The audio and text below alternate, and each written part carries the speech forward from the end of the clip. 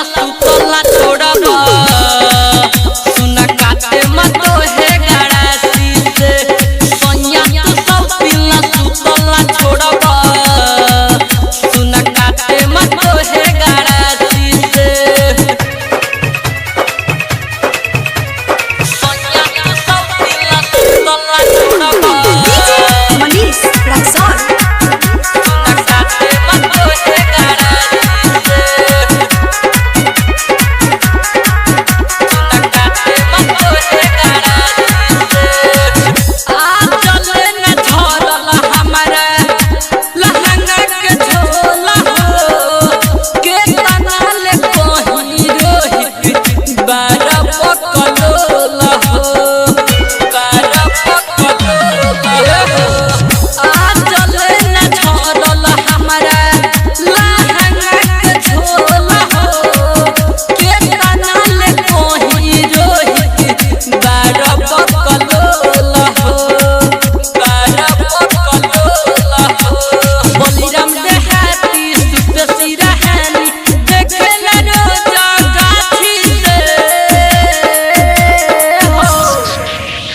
सोनिया तू सब पीला सुतला छोड़बा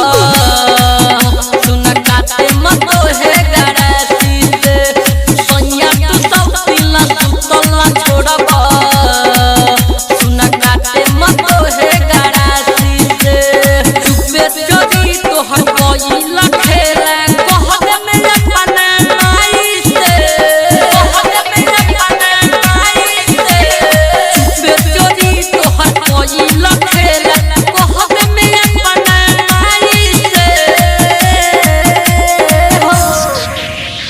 सोनिया तू सब पीला सुतला छोड़बा सुना काटे मत है गड़ासी से सोनिया तू सब पीला सुतला छोड़बा सुना काटे मत है गड़ासी से डायमंड रिकॉर्डिंग स्टूडियो छौड़ा दाना।